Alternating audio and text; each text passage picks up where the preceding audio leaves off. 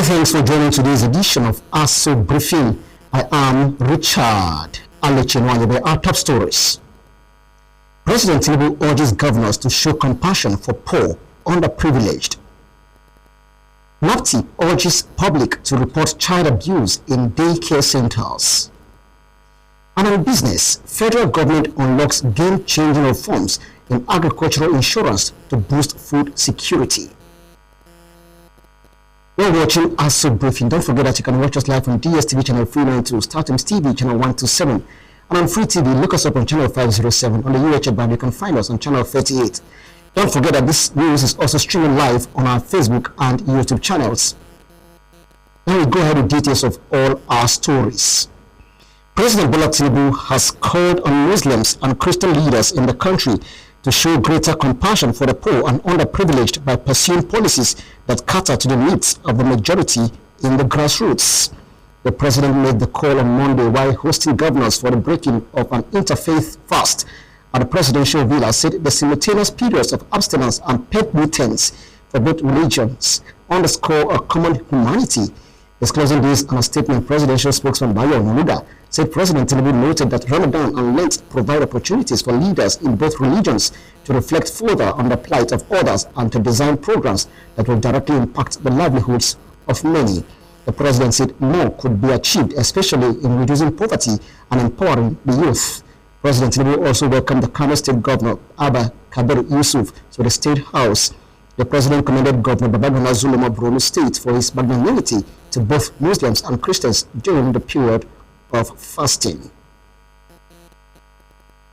The chairman-elect of Gwagwalada Area Council, Comrade Kasim Muhammad Ikwa, has firmly dismissed reports alleging his defection to the All Progressives Congress, the APC. Comrade Ikwa remains a proud, committed and card-carrying member of the People's Democratic Party, the PDP, stressing that claims of any plan to defect are entirely false. Describing the reports as baseless and misleading, he said the rumors being circulated by desperate elements within the APC is nothing more than cheap propaganda aimed at confusing the public. He noted that those spreading the falsehood are either mischief makers or individuals politically unsettled by the clear mandate fully given to him by the electorates. According to him, the people of Gwagwalada have spoken decisively at the polls, and no amount of rumor mongering can alter or rewrite their democratic choice. Comrade Ikwa urged residents to disregard the unfounded reports and remain focused on the collective task ahead, delivering inclusive and effective governance to the people of Gwagwalada Area Council. Similarly, following the official declaration of Alhaji Abubakar Umar Abdullahi as chairman-elect of Abaji Area Council by the Abaji Area Council returning officer Professor Muhammad Usman of the Independent National Electoral Commission, INEC, the chairman-elect has commenced post-election engagements with key stakeholders, popularly known as AUA. The chairman-elect embarked on a series of courtesy visits to traditional and religious institutions across the council. Accompanied by members of his entourage, he paid homage to the paramount ruler of Abaji and chairman FCT Traditional Council of Chiefs, Alhaji Dr. Adamu Baba Yunusa, the chief imam of Abaji, Alhaji Bala Usman, the Magajin Yan Abaji, and other respected traditional title holders and community leaders. The visits were aimed at formally presenting the INEC certificate of return and seeking royal blessings, prayers, and guidance ahead of the commencement of his administration. In their remarks, the traditional and religious leaders congratulated the chairman-elect on his victory and offered prayers for wisdom, strength, and divine guidance as he prepares to assume office. In response, Alhaji Abubakar Umar Abdullahi expressed profound gratitude to the traditional rulers, religious leaders, and the people of Abaji Area Council for their trust and overwhelming support. He reaffirmed his commitments to good governance, unity, transparency, and people-oriented development, while calling on all stakeholders to work together for the progress of Abaji Area Council. Senator Henry Siraki Diskin, representing Bayelsa West, says he will continue to serve humanity wherever he finds himself. Since the distant stated days when he was conferred with an award of leadership and transparency by the Center for Credible Leadership and Citizen Awareness, run by Comrade Ado Sabo in Abuja. The senator was a governor for 8 years, where he instituted transparency to ensure that the public funds were not mismanaged or stolen by public officials. Throughout the 8 years he served as governor of Bayelsa State, he revived the falling financial status of the state, laden with debts to a booming one. He promoted education by building high institutions and renovated secondary schools, all aimed at improving the living standards of the Bayelsans. He said he lives a simple life, serving God through man, and enjoined the organizers of the award to look further, as there are still good Nigerians in many walks of life. The federal government is to channel the 2026 budget of the Ministry of Water Resources and Sanitation into completing ongoing dam and irrigation projects nationwide to boost agriculture and strengthen food security. Minister in charge of the ministry, Engineer Joseph Utsev, disclosed this during his budget defense session with the House of Representatives Committee on Water Resources on Monday at the National Assembly. The minister, accompanied by directors and senior officials of the ministry, presented a proposed estimate of 98 billion naira as the ministry's 2026 budget, highlighting program implementation, infrastructure development, and policy priorities as the focus. He further emphasized aggressive implementation of water, sanitation, and hygiene programs, including intensified efforts to end open defecation across the country, disclosing that 17 states are currently benefiting from the expansion of the Sustainable Urban and Rural Water, Sanitation, and Hygiene and Partnership for Expanded Water Supply, Sanitation, and Hygiene Programs.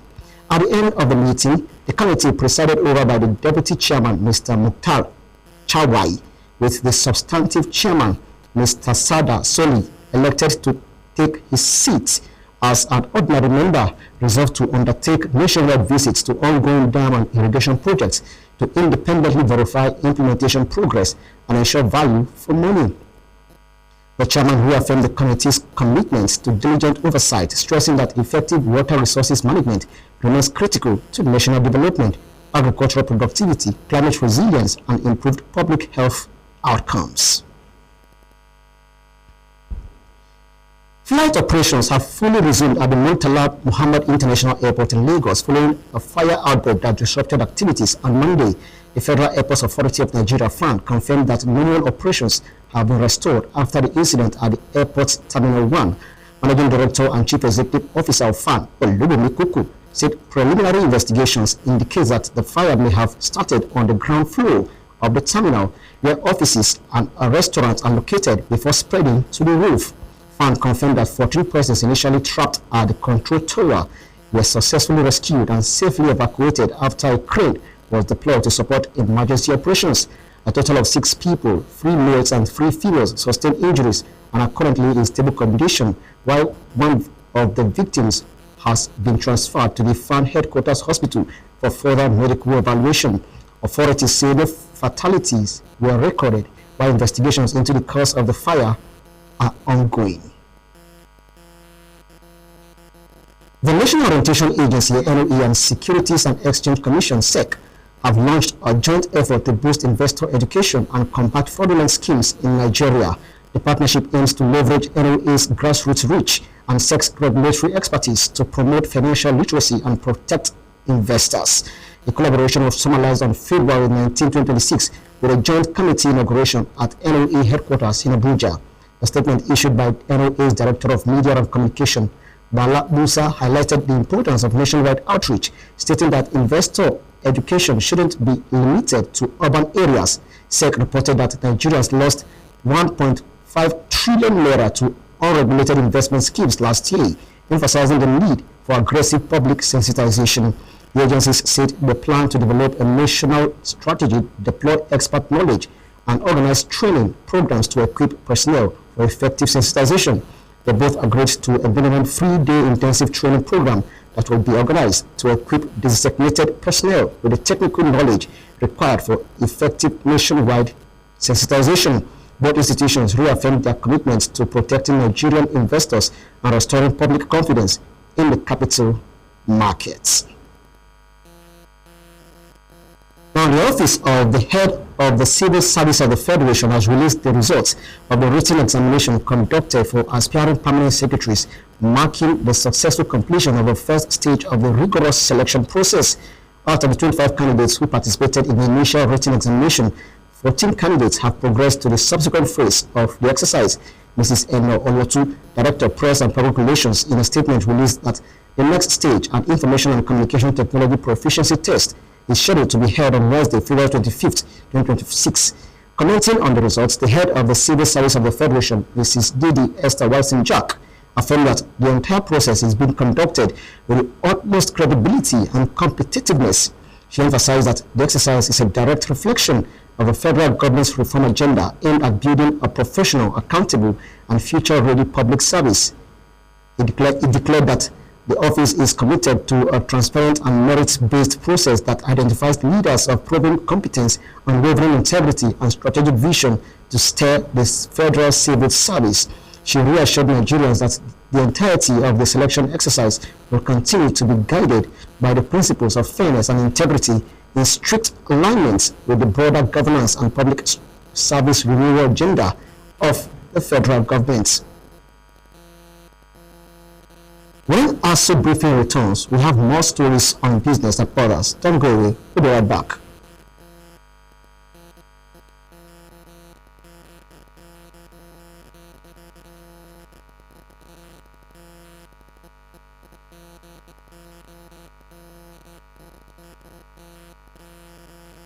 Afia wanibaka uyayeka inemeka isambrembre ukuniso ikpaiso mbokpa uton komien Edidio Odofia, I bless you today as a family native daughter of water. The heck are you doing here? I'm covering the Uyere festival. You've got to be kidding me. You will be a great king. The youngest king to be selected by this village. This is my place, and I can mess with you in ways you cannot imagine.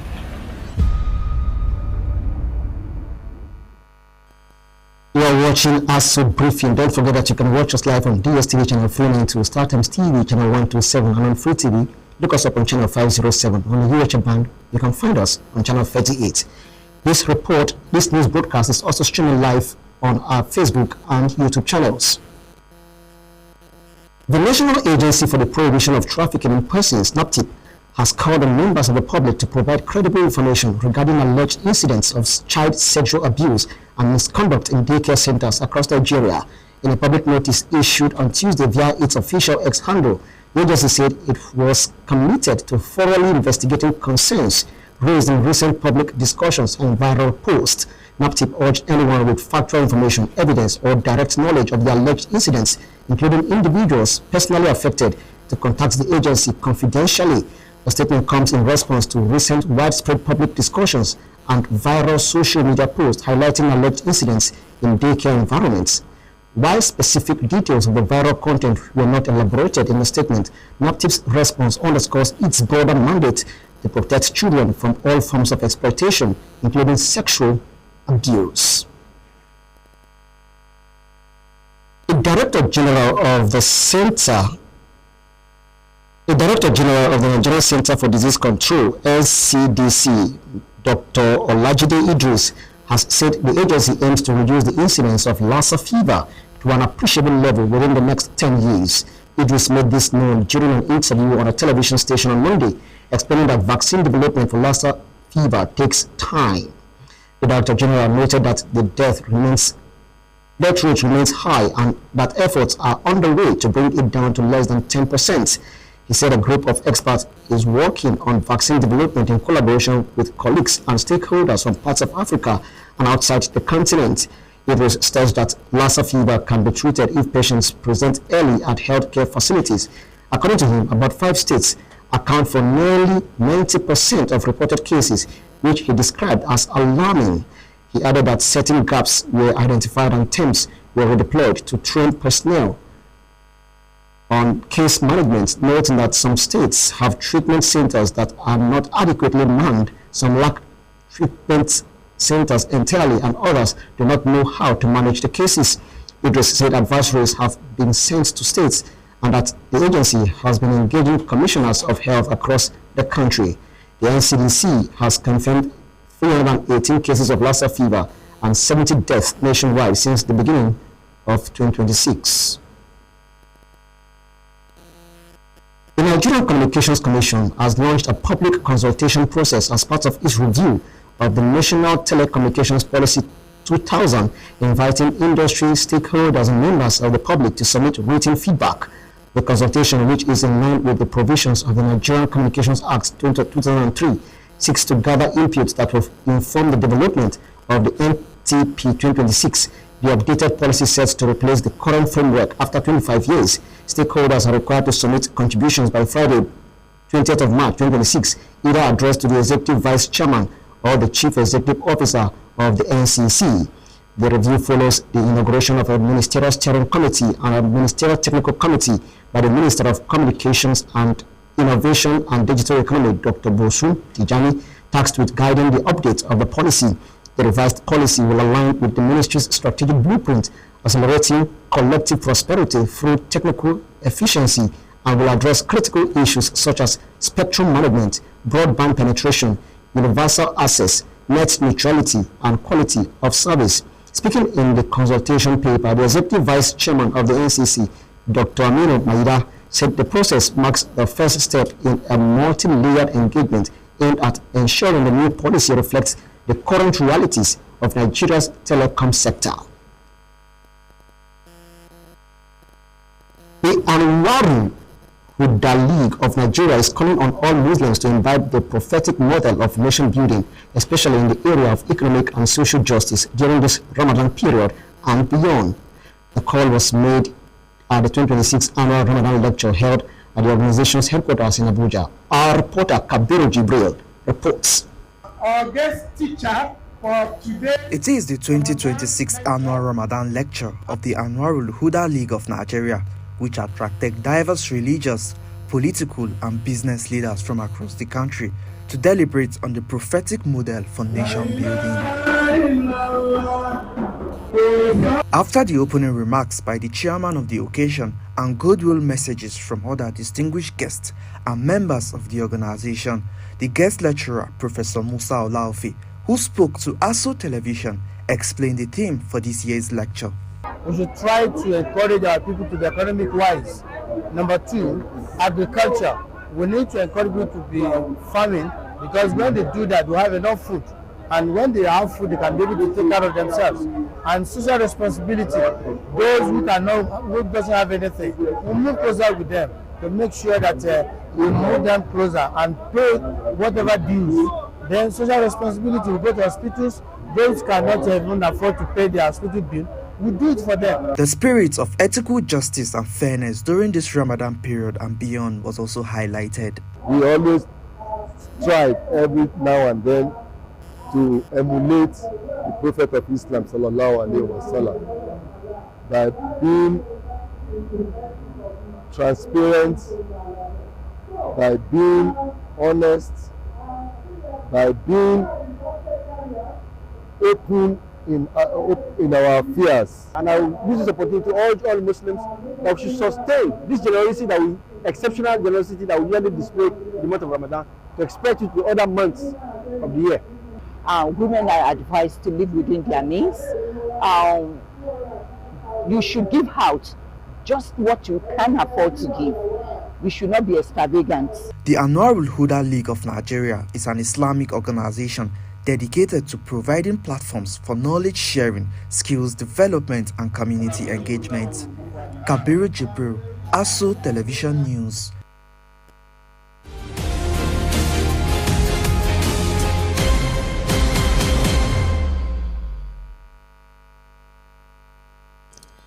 The federal government is considering the recapitalization of the Nigerian Agricultural Insurance Corporation, NIC, in a renewed bid to boost agriculture in the country.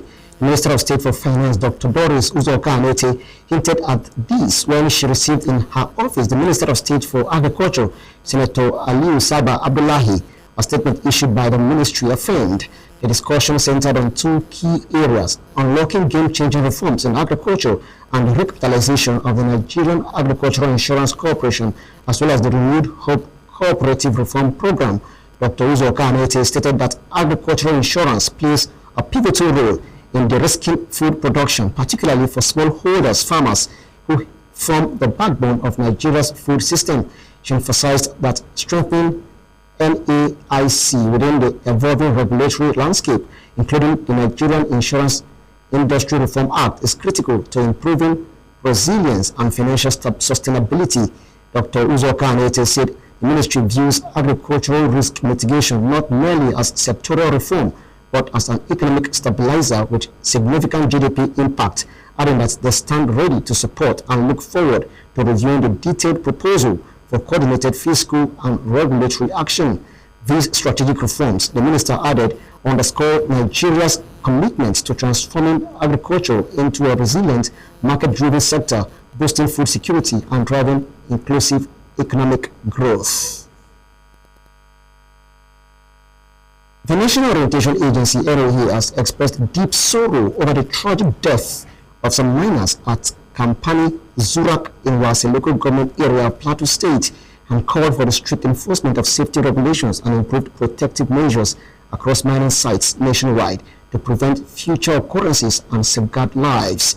Speaking on the tragic mining incident that claimed several lives, the agency's Director General Malam Laro Isa Onilu described the incident as completely unacceptable in a modern society, stressing that strict compliance with safety rules and regulations must be made a top priority, as it is essential to protecting human lives and preserving critical national infrastructure. He further emphasized that the dangers associated with unauthorized mining operations and substandard safety measures far outweigh any perceived benefits, warning that such reckless practices frequently give rise to devastating consequences, including the kind of explosions and infernos that had claimed lives in the tragic incident. The DG also urged Nigerians to collectively stand against actions that have repeatedly resulted in mass casualties, national trauma, and the needless loss of lives, stressing that such tragedies are entirely avoidable. He concluded by calling on relevant authorities and stakeholders in the mining sector to intensify efforts in enforcing compliance with established safety standards, urging that routine inspections and monitoring of mining sites be strengthened to prevent future occurrence. The ECOWAS Parliament's joint opening ceremony for the first extraordinary session and the first parliamentary seminar 2026 began on today in Abuja. The extraordinary session is convened to examine and adopt the Parliament's 2026 activity program, outlining its legislative priorities and strategic engagements for the year. The theme, deepening regional integration through the African Continental Free Trade Area, opportunities and challenges for expanding intra-community trade within the ECOWAS region, will focus on advancing economic cooperation among member states. Discussions are expected to point to the role of the African Continental Free Trade Area in boosting trade flows, reducing barriers, and strengthening regional value chains across West Africa. Members of the Parliament, policymakers, trade experts, and regional stakeholders will deliberate on practical strategies for enhancing intra-community trade and accelerate regional integration within the ECOWAS bloc. And that story brings us to the end of the bulletin for today. Many thanks for watching. I am Richard Alechinonyebe.